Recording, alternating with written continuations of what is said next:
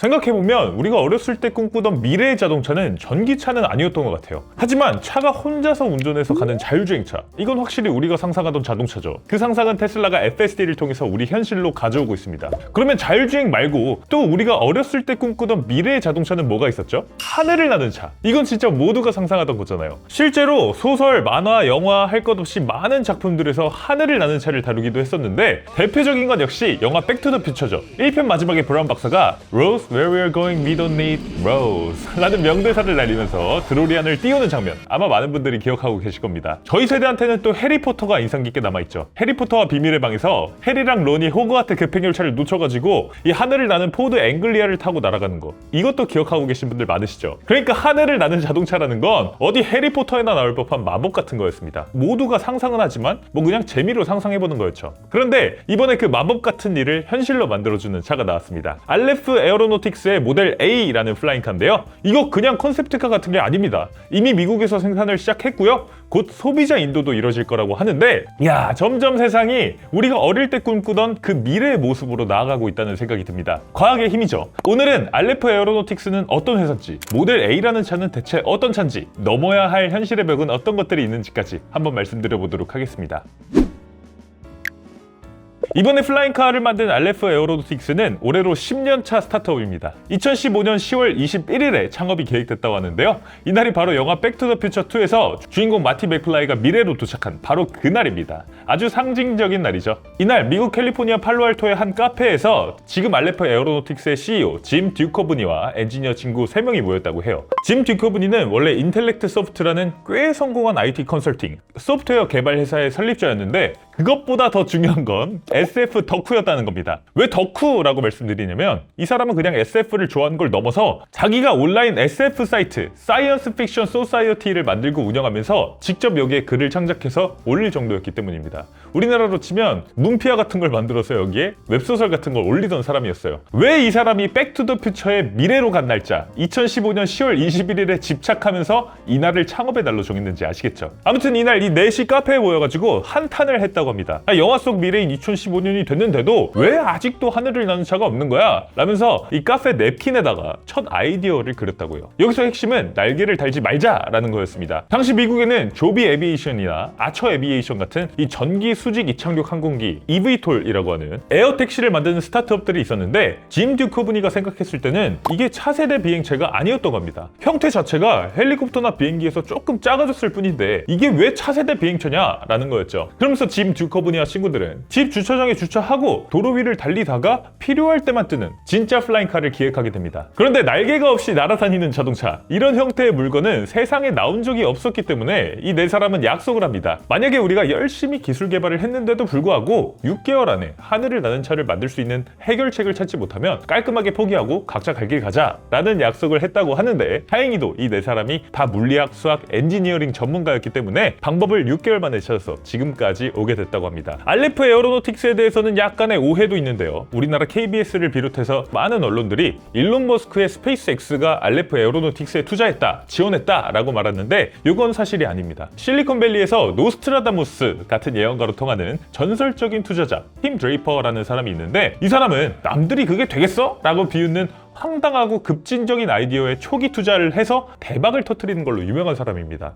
이 사람이 투자한 걸 보면 일단 한 메일이 있어요. 당시 무료 이메일이라는 개념이 없던 시절에 투자를 하면서 이메일 하단에 한 메일에서 무료 이메일을 보내세요 라는 문구를 넣자고 제안한 장본인입니다. 한 메일 대박 났고요. 스카이프에도 투자했어요. 국제전화가 비싸던 시절 무료 인터넷 전화를 만든다는 아이디어에 일찌감치 투자한 사람이고요. 테슬라와 스페이스X에도 초기부터 과감한 투자를 했습니다. 전기차가 장난감 취급받던 이 민간 로켓은 안 된다고 생각되던 2006년부터 일론 머스크를 믿고 돈을 밀어넣은 몇 안 되는 초기 투자자가 바로 팀 드레이퍼죠. 바로 이 사람이 알레프 에어로노틱스에도 투자를 하다 보니까 이야기가 이래저래 와전돼서 스페이스X가 알레프 에어로노틱스에 투자했다라는 보도까지 이어지게 된 것 같은데 사실이 아니고요. 다만 팀 드레이퍼는 알레프 에어로노틱스의 시제품을 보고 300만 달러, 우리 돈으로 44억 원 넘는 돈을 투자했는데, 이때 투자를 하고 난 다음에 인터뷰를 진행하면서 내가 테슬라에 투자했을 때와 같은 기분을 느낀다 라는 멘트를 했습니다. 그러면서 지금 미국에서는 알레프 에어로노틱스가 상당히 화제입니다. 진짜로 본격적인 생산에도 들어가면서 포스트 테슬라가 될 수 있을 것이냐 없을 것이냐 상당한 논쟁이 벌어지고 있는 상황인데요. 그러면 이번에 생산 시작된 모델 A는 어떤 차인지 조금 더 말씀드려 보도록 하겠습니다. 이번에 생산하고 판매하는 차는 모델 A 울트라 라이트라는 차인데요. 어제부터 3,500대 한정 생산에 들어간 초기 모델이라고 할 수 있습니다. 진짜 대량 양산 모델 A로 가기 전에 징검다리, 베타 테스트 버전이라고 볼 수 있을 것 같아요. 이 모델을 통해서 실제 주행, 비행 데이터를 쌓고 이 데이터를 바탕으로 미국 연방항공청 FAA의 최종 형식 증명을 받으려는 전략입니다. 길이는 5m 정도, 너비는 2m 정도 되는 2인승 자동차고요. 차체 윗부분 전체가 그물망처럼 구멍이 송송송 뚫려 있습니다. 차체 안쪽에는 8개의 프로펠러가 장착되어 있는데 이 프로펠러가 공기를 위에서 아래로 빨아들여야 되기 때문에 이런 식으로 윗부분이 뚫려 있을 수밖에 없는 거고요. 그럼에도 프로펠러를 외부로 노출시키지 않아서 안전을 신경 쓴 형태라고 합니다. 이런 구조 덕분에 무게도 상당히 가벼워요. 총 중량이 385kg에 불과합니다. 아니 총 중량이 385kg이면 65kg 승객 2명 제외한 공차 중량은 255kg이라는 얘긴데 그럼 박재훈 선수 같은 분들은 이 차 등에 업고 스쿼트 10회는 할 수 있겠는데요. 아무튼 비행하기 위해서 엄청나게 가벼운 무게를 만들어낸 것 같은데 지금 보면 차체에 그물망 구조도 적용했지만 휠도 자전거에나 들어갈 법한 얇고 작은 휠이 적용됐고요. H백이 들어가는 순간 무게와 공간을 엄청나게 차지하기 때문에 승객석에는 에어컨, 히터 이런 것도 없을 걸로 추정됩니다. 인포테인먼트 시스템, 편의 기능 이런 것도 당연히 없겠죠. 말 그대로 비행을 위한 차. 아직은 일반인들이 살 만한 단계의 차는 아니고 실험적인 단계의 차라고 봐야 되겠죠. 그리고 이렇게 이륙했을 때 앞뒤로 움직일 때 이걸 피칭이라고 해야 될지 모르겠지만 차체가 앞뒤로 기우뚱거리는 현상이 심하게 발생될 수 있잖아요. 그러면 승객의 멀미가 굉장히 심할 테니까 이 탑 승석 캐빈룸에는 짐벌 시스템이 적용됐다고 합니다. 짐벌에 카메라를 올려놓는 것처럼 승객석이 수평을 유지하는 구조를 갖추고 있어서 승객이 안정적으로 앉아있을 수 있도록 만들었다고 해요. 아주 신선한 아이디어라는 생각이 들고요. 지상에서 주행을 할 때는 각 바퀴에 작은 모터가 하나씩 장착돼 있어서 일반적인 전기차처럼 주행도 가능하다고 합니다. 오, 나름 쿼드모터예요. 자, 그러면 얼마나 주행하고 비행할 수 있느냐? 알레프 에어로노틱스에 따르면 지상 주행 시 약 200마일, 320km 정도 주행이 가능하다고 하고요. 공중 비행 시에는 약 110마일, 177km를 비행할 수 있다고 합니다. 아니 385kg짜리 자동차에 배터리가 몇 킬로와트시짜리가 들어갔길래 이렇게 넉넉한 주행과 비행이 가능한지 모르겠지만 아무튼 발표에 따르면 그렇다고 합니다. 아마 적은 용량의 배터리라도 워낙에 차체가 가볍다 보니까 주행, 비행거리가 여유있게 측정된 것 같아요. 자, 그런데 미국에서는 일단 로우 스피드 비클, 저속 차량으로 인증받았습니다. 도로 주행이 가능한 골프카트 같은 걸로 인증을 받았다는 뜻이죠. 그래서 최고 시속은 40km로 제한됩니다. 일반 자동차가 시속 100km 이상으로 달리려면 충돌 안전 기준을 맞춰야 됩니다. 이걸 위해서는 강철 프레임도 들어가야 되고 범퍼도 두꺼워져야 되고 에어백 들어가야 되고 충면 충돌 방지 빔도 들어가야 되고 꼭 넣어야 되는 것들이 많아지는데 지금 그런 것들을 다 넣으면 공중에 뜨는 것 자체가 불가능해지니까 일단은 저속 차량 LSV로 출고를 하는 거예요. LSV니까 고속도로에 들어갈 수는 없는데 고속도로에 들어가지 말고 날아서 가라 라는 겁니다. 그러면 비행 속도는 얼마나 나오나? 시속 110마일, 177km 정도가 나온다고 합니다.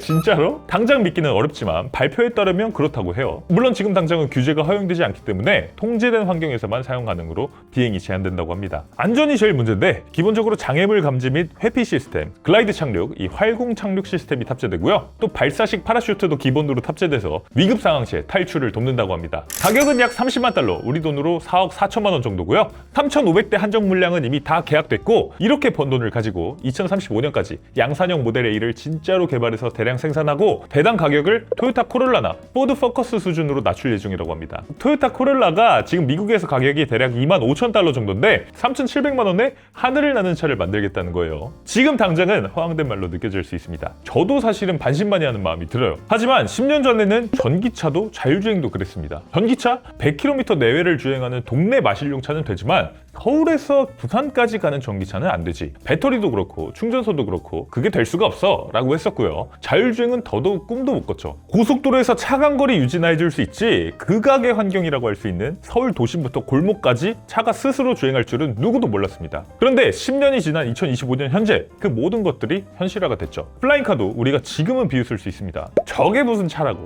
골프카트에다가 드론을 합쳐놨을 뿐이네 라고 쉽게 말할 수 있지만 10년 뒤는 또 모르는 겁니다. 무엇보다 꿈을 갖고 미래를 향해 도전하는 이들을 향해서 무지성으로 그냥 돌을 던져서는 안 되겠죠. 그런 점에서 앞으로 알레프 에어로노틱스의 모델 A가 어떻게 발전해 나갈지 지켜보는 것도 아주 즐거운 일이 될 것 같습니다.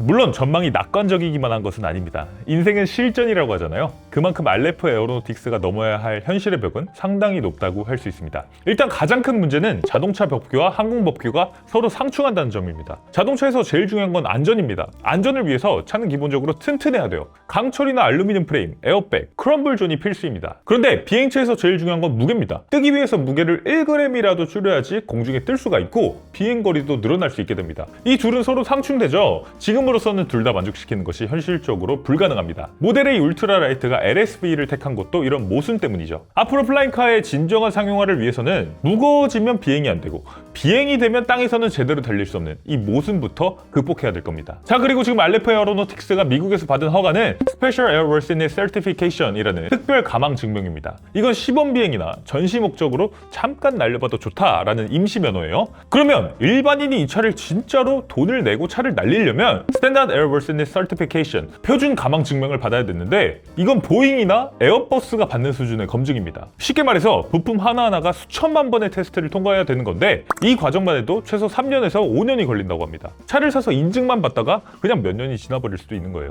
다음은 인프라 문제입니다. 알레프 에어로노틱스는 어디서든 이륙한다라는 걸 본인들의 세일즈 포인트로 내세우고 있는데 현실은 허가된 곳에서만 비행이 될 가능성이 굉장히 높죠. 일단 다운워시라는 것이 있습니다. 지금 모델 A 시험 비행 영상에서도 볼 수 있듯이 차를 수직으로 띄우려면 엄청난 바람, 이 하강 기류를 바닥으로 쏴내야 되는데 이게 실제로 차가 앞뒤, 양 옆으로 있는 일반 도로 환경이라고 생각해보면 차가 이륙을 하려고 할 때 아스팔트 도로에 자갈이 튀어서 주변 차들의 도장면이나 유리에 손상을 가할 수도 있고요. 무엇보다 지나가는 행인이 다칠 수도 있습니다. 일반 도로 이륙이 안전상 불가능한 이유죠. 그리고 지금 영상만 봐도 프로펠러 소리가 어마어마합니다.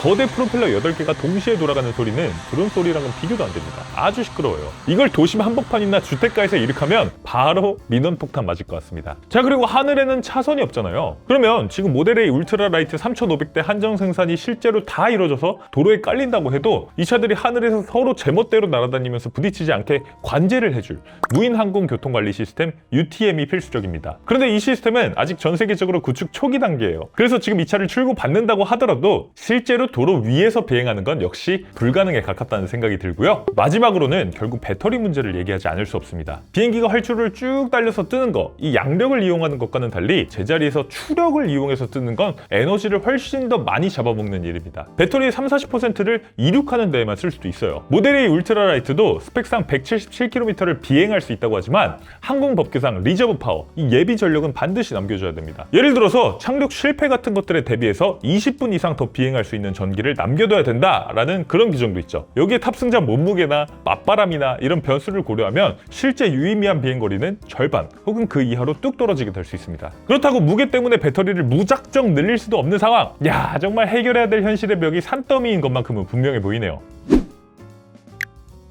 오늘 이렇게 알레프 에어로노틱스의 모델 A 울트라 라이트를 보면서 하늘을 나는 차의 현실을 짚어봤는데요. 영화 백투더퓨처 2의 배경이었던 2015년은 이미 10년이나 지났습니다. 영화 속 마티 맥플라이가 봤던 그 휘황찬란한 미래는 아직 오지 않은 것 같아 보이기도 하죠. 하지만 알레프 에어로노틱스의 창업자들처럼 왜 안 돼? 라는 질문을 던지고 무모하게 도전하는 사람들이 있기에 세상은 조금씩 바뀌는 게 아닐까 싶습니다. 지금 이 4억 원짜리 장난감이 비싸고 시끄럽고 느린 골프카트처럼 보일지라도 이게 10년 뒤, 20년 뒤 우리가 그리고 우리 아이들이 타게 될 진짜 미래차의 첫 단추일지도 모르니까요. 여러분이 상상하는 미래의 자동차는 어떤 모습인가요? 댓글로 여러분의 상상력을 나눠주시고요. 오늘 영상도 구독과 좋아요, 알림 설정까지 꼭 부탁드리겠습니다.